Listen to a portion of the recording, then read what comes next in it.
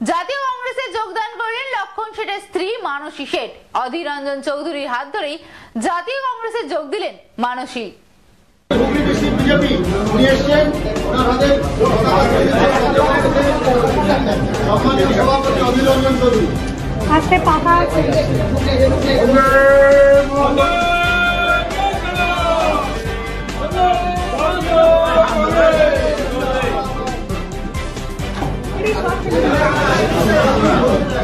চাই না বিজেপি যাওয়ার আগে পর্যন্ত তার ঘটনা আমি বললাম। তো বিজেপিতে গেলে তিনি বুঝতে পারবেন যে মানে কোথা থেকে কোথায় যাচ্ছে। মানে কুমিরের হাত থেকে বাঁচার জন্য মানুষের তো বাঘের থেকে হারিয়ে হয়ে যাচ্ছে, এটুকু বলতে পারি। বিচারপতি अभिजीत नतीजे में पहुंचने के लिए सीबीआई की पास जो ताकत होना चाहिए, सूबे की सरकार की जो मदद मिलनी चाहिए, वो सीबीआई के पास है नहीं। ये मेरा जरूर सरकार है। মনে হচ্ছে এখন একটা টুইট প্রক্রিয়া ছিল আর কি, দল ছাড়ার আগে একটা লেনা দেনার গল্প ছিল। আমি বিচারালয় ছাড়বো, বিজেপি দলে যোগদান করবো, পরিবর্তন আমাকে এই দিতে হবে। এক্সচেঞ্জ একটা ছিল, যার জন্য এত দ্রুত তাকে যেতে দেখছি আমরা বিজেপির দলে। তিনি বলেছেন কংগ্রেস হলো পারিবারিক জমিদারির একটা দল, যেখানে জয়রাম রমেশের মতো শিক্ষিত মানুষরা থাকেন, কিন্তু তারা পথ পান না। রাহুল গান্ধীর মতো নেতাদের পিছনে থেকে যেতে হয়। জয়রাম রমেশ বিরাট পথ জানেন, উনি এখন আইনের বইপত্র পড়াশোনা, রাজনীতির বইপত্র পড়ে সব যেতে যাবে। কত ধানে কত চাল, আর বেশি দিন না, এক মাসে দুদিন ওই এই যে জয় মনে করে যে টেবিল চেয়ারে বসে উকিলদেরকে একটা ধমকাচ্ছে, পুলিশকে একটা ধমকাচ্ছে, কত ধানে কত চাল রাজনীতিতে। আর তাহলে আবার বিজেপির মতো রাজনীতিতে আরামসে বুঝতে পারবে। ডাক্তার হর্ষবর্ধন মতন ব্যক্তিত্ব, দিল্লির একজন প্রখ্যাত চিকিৎসক, আমি বলছি দিল্লির একজন প্রখ্যাত চিকিৎসক, বিরাট চিকিৎসক, সারা জীবন ধরে দিল্লিতে বিজেপি পার্টি করে বিজেপিকে খাড়া করেছে। ভারতবর্ষের স্বাস্থ্যমন্ত্রী ছিল, কিরকম তাকে তাড়িয়েছে দেখেছেন। লালকৃষ্ণ আডবাণীর নেতৃত্বে রাম জন্মভূমি আন্দোলন, মুরলী মনোজ যোশীর নেতৃত্বে রাম জন্মভূমি আন্দোলন, অযোধ্যার মন্দির উদ্বোধনে তাদেরকে নেমন্তন্ন করা হয়নি, শুনেছেন। তো সেই পার্টিতে যাচ্ছেন আমাদের পূর্ব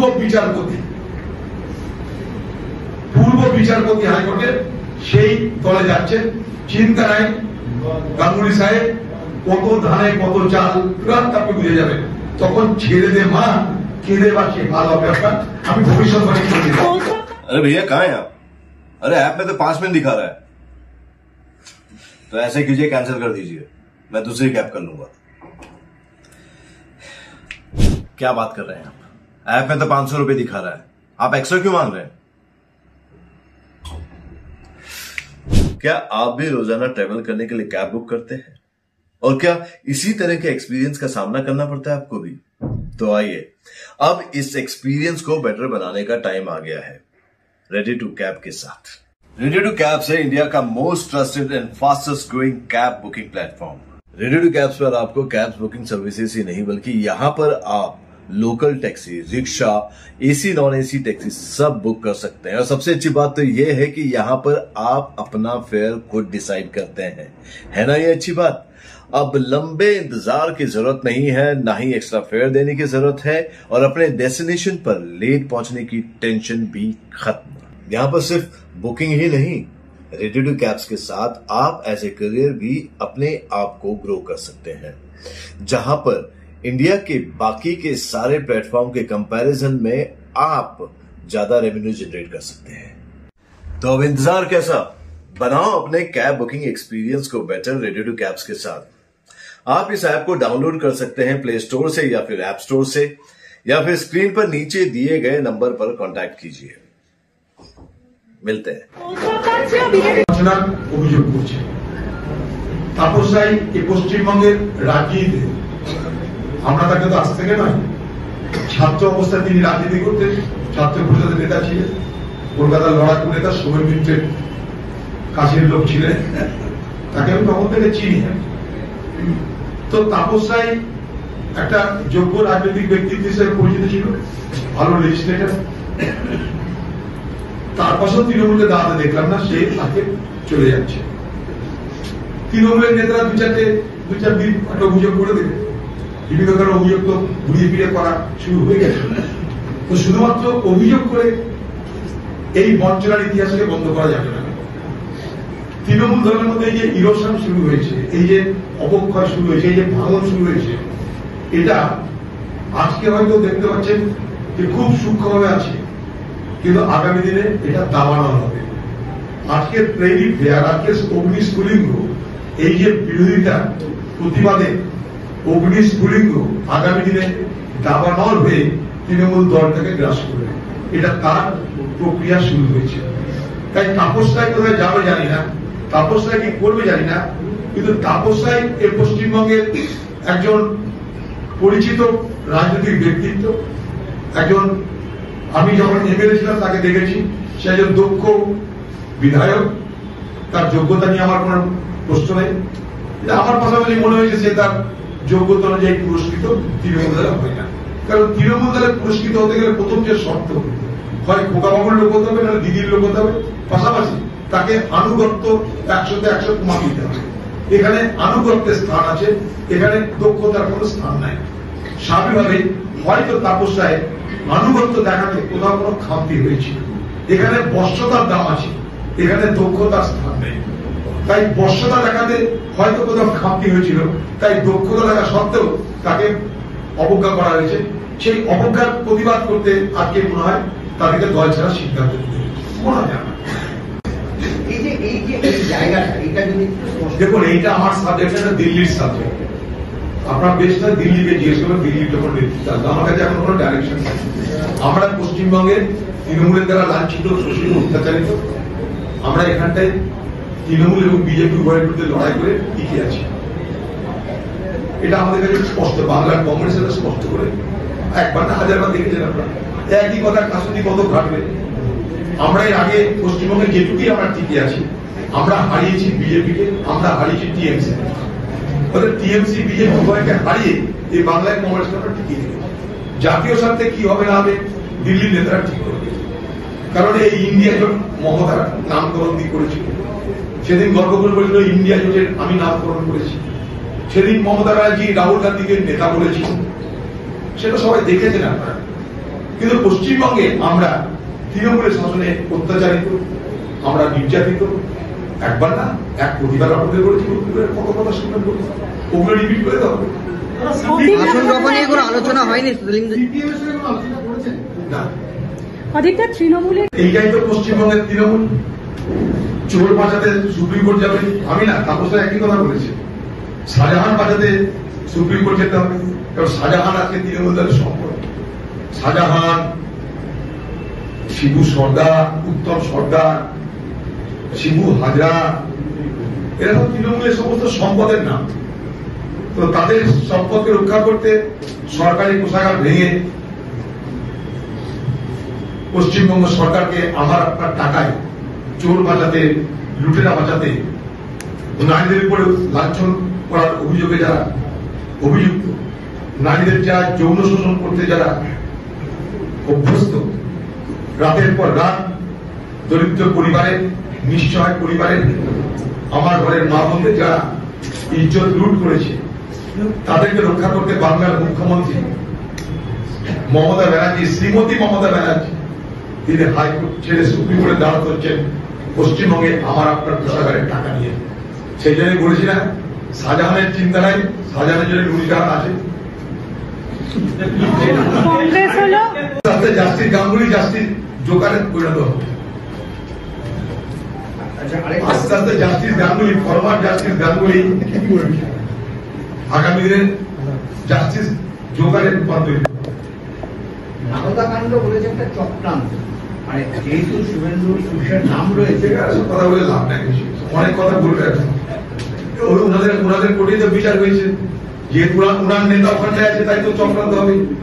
তো টিভিতে সব ধরা পড়েছে, সেখানে তৃণমূলের নেতারাও আছে, সেখানে বিজেপি নেতা আছে, সবই তো তৃণমূল ছিল, তার মধ্যে একজন বিজেপি থেকে তাই চক্রান্ত হয়ে গেছে। সবাই জানে অন টিভি অন ক্যামেরা সব কিছু হয়েছে। তৃণমূল অটোমেটিক তিনি তো বুঝিয়ে দিলেন যে তিনি বিচারক থাকলেও তার মনের মধ্যে যে রাজনৈতিক ধান্দাবাজি ছিল সেটা তো প্রকাশ পেয়ে গেল, আর বলার তো কিছু নেই। বলছে তৃণমূল একটা যাত্রার দল এবং বিজেপি একমাত্র দল যারা তৃণমূলের বিরুদ্ধে, তৃণমূলের দুর্নীতির বিরুদ্ধে লড়াই করে। বিজেপি একমাত্র দল যে সব থেকে বেশি দুর্নীতিকে প্রশ্রয় দেয়। বিজেপি একমাত্র দল যেখানে যত চুরি করে ঢুকলে তুমি তারপর দিন শান্ত হয়ে যেতে পারো। বিজেপি একটা দল যাদের ঘরে ঘরে ওয়াশিং মেশিন রাখা আছে, চুরি বাটপারি যা করো বিজেপি দলের সামিল হয়ে যাও, সব ধুয়ে মুছে পরিষ্কার হয়ে যাবে। একটা না হাজারটা উদাহরণ আছে। যদি জাস্টিস গাঙ্গুলি না দেখতে পাও, মানে এক্স জাস্টিস গাঙ্গুলি যদি চোখে তা না পড়ে তাহলে আবার তাকে কোর্টে আসার জন্য অনুরোধ করবো। অদিত্যা কোস্তাব দল ইলেকট্রাল বন্ডে মোদির পরে স্থান দখল করে বসে আছে। মমতা ব্যানার্জির দল ইলেকট্রাল ফান্ডে মোদির পর সব থেকে বেশি টাকা পায়। দিদির দল এক একটা নির্বাচনে যে টাকা খরচ করে সেই টাকাটা মানুষের পকেট থেকে আসে না। তা যদি আসতো তাহলে বালি মাফিয়া, কয়লা মাফিয়া, শিক্ষক দুর্নীতি এগুলোর প্রয়োজন হতো না। তৃণমূলের কি মুসল পর্ব শুরু বিক্রি হয়ে গেল, প্রলোভনের শিকার হলো। অতএব মরালিটির কথা যেটা বলছে, নৈতিকতা যে কথা বলছে, সেই নৈতিকতা কিন্তু যে যুক্তি তারা খারাপ করছে সেগুলো ডাইলুট হয়ে যাবে, সেগুলো লোক হয়ে যাবে। দেখুন দিদি আর মোদি এদের রাজনৈতিক দিয়ে এক উভয় গ্যারেন্টিতে চলে এসছে না। আমার প্রশ্ন গ্যারেন্টি তো ঠিক আছে, তার ওয়ারেন্টি পিরিয়ড কখন? মোদির গ্যারেন্টি তো মোদি দিয়েছে, তার ওয়ারেন্টি দেয়নি। কারণ এর আগে যখন ভোট হয়েছিল বলেছিল 15 লাখ টাকা সব কারো টাকা ধরে নিয়েছে দিদি। ভোট হয়ে গেছে, 15 লাখ টাকা আপনি দিয়েছি, তারপরে কি গ্যারেন্টি আছে? ওয়ারেন্টি নেই, তার জন্যই পাইনি। ও তো বলেনি যে এত সালের মধ্যে দেবো। সেরকম দিদি আর মোদি তারা এই ধরনের রাজনীতিতে বিশ্বাস করে যাকে চুনামি জুমলা বলা হয়।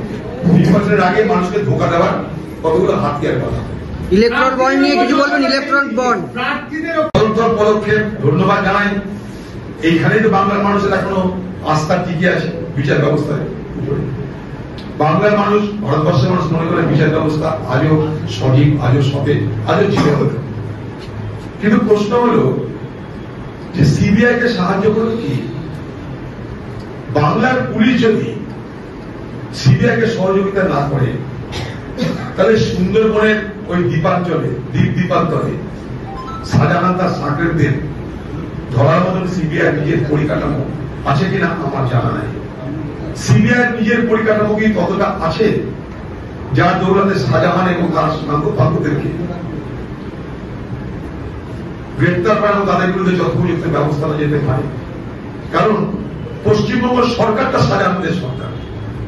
তা পশ্চিমবঙ্গ যখন শাহজাহানদের সরকার, সেই সরকারের কাছে শাহজাহানের বিরুদ্ধে তদন্ত করতে কি সহযোগিতা পেতে পারে সিবিআই আমার জানা নাই। সিবিআই কাজ বড় দুরূহ, বড় জটিল, বড় কঠিন হবে। হয় তাহলে বিজেপি করে সব পয়সা জমা দিতে ইলেকশন কমিশনকে। একটা শেষ প্রশ্ন, সেটা হচ্ছে যে ইতিমধ্যে বিজেপি 20 জনের নাম ঘোষণা করে দিয়েছে। কোনোদিনই মনে করি না, কোনোদিনই মনে করি না। সেটার জন্য তো আমরা কেন্দ্রীয় বাহিনী চেয়েছি। রাজ্যের প্রশাসনের করে নির্ভর করে ভোট করলে কি হয়? পঞ্চায়েতের সব থেকে জ্বলন্ত উদাহরণ। দুষ্কৃতি দুষ্কৃতি ধরবে কে? তৃণমূল দলটার যারা পৃষ্ঠপোষক পুলিশ, তারা নিজেদের দুষ্কৃতিকারীদের পৃষ্ঠপোষক। দুষ্কৃতিকারীদের তাদের পোস্টে বড় হয়েছে, তাদেরটা ধরবো। চলো কিন্তু অভিজিৎ গঙ্গোপাধ্যায়ের এত পদস্খলন এত তাড়াতাড়ি হবে সে পূর্বাভাস আমার কাছে ছিল না। উনি রবীন্দ্রসঙ্গীত গাইতে চাইছেন। রবীন্দ্রসঙ্গীত হচ্ছে বাংলার মানুষের জন্য অত্যন্ত আদর্শ। বাংলাকে রক্ষা করতে গেলে রবীন্দ্রসঙ্গীত প্রয়োজন। কিন্তু মোদী কি রবীন্দ্রসঙ্গীত মানবে? মোদী তো মোদীর সঙ্গীত ছাড়া কিছু মানে না। আগে আপনাদের নেতাকে লিস্ট করতে হবে যে মোদী রবীন্দ্রসঙ্গীত কি মানবে? মোদী কি রবীন্দ্রসঙ্গীত মেনেছে? যদি মানে রবীন্দ্রসঙ্গীতের সব থেকে বড় গান হচ্ছে কি জানেন? মহামানবের সাগর তীরে। ভারতবর্ষের সভ্যতা, ভারতবর্ষের সংস্কৃতি, ভারতবর্ষের শিক্ষা রবীন্দ্রনাথের সঙ্গীতে ঝরে পড়েছে।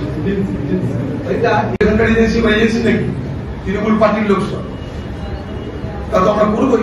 আমরা তো দরবার করছি নির্বাচন কমিশনের কাছে সব থেকে আগে আমি প্রেজেন্টেশন দিয়েছি আমার তরফ পশ্চিমবঙ্গের পক্ষ থেকে ফার্স্ট এখানে না দপ্তরে গিয়ে দিয়েছি। সেদিন থেকে বলেছি আমি ওয়েল ইন অ্যাডভান্স এখানে ডিপ্লয়মেন্ট করতে হবে, ভোট শুরু হওয়ার অনেক আগে থেকে এখানে ফোর্স পাঠাতে হবে যাতে লোকের মধ্যে ভয় দূর হয়ে কনফিডেন্স জেনারেট করে, কনফিডেন্স ইনস্টিল করা দরকার প্রথমে। ডিজিকে বলেছে যদি কোনো গন্ডগোল হয় তার দায় আপনাকে নিতে হবে। দেখুন এখন নির্বাচন কমিশনের এই দৃঢ়তা যেন বরাবর থাকে এটা আমরা তার কাছে আশা করি, এই দৃঢ়তা যেন থাকে। কারণ আমরা দেখেছি এর আগে নির্বাচন কমিশন অনেক কিছু চাইলেও যাদেরকে পাঠানো হয় সে সমস্ত অবজারভার বা নিচের তলে যারা অনেক অবজারভার আছে যারা নানাভাবে প্রলোভিত হয়ে তাদেরকে পঙ্গু করে দেওয়া হয়। সরকারি দল কিন্তু খুব এক্সপার্ট এই ব্যাপারে, নিচের তলায় যারা অবজারভার বা যারা ফৌজের দায়িত্বে থাকে তাদেরকে নানাভাবে প্রলোভিত করে ক্রিপল করে দেওয়া হয়, দুর্বল করে দেওয়ার চেষ্টা করা হয় এবং লুটপাটও হয়। নির্বাচন কমিশনের কাছে এই ব্যাপারেও আমি সবকিছু জানিয়েছি। জেলা শাসক দলের প্রার্থী মারামারিটা হবে, দিদির একটা টিম, ভাইপোর একটা টিম, এই দুই টিমের মারামারিটা হতেই যাবে। তৃণমূল দল অন্তদলে দিন হলো এখন। আমি তো সেই জন্য বললাম তৃণমূলের এই ভাঙনটা এটা শুধুমাত্র 19-20 আগামী দিনে এই ভাঙন দাবানলের চেহারা নেবে।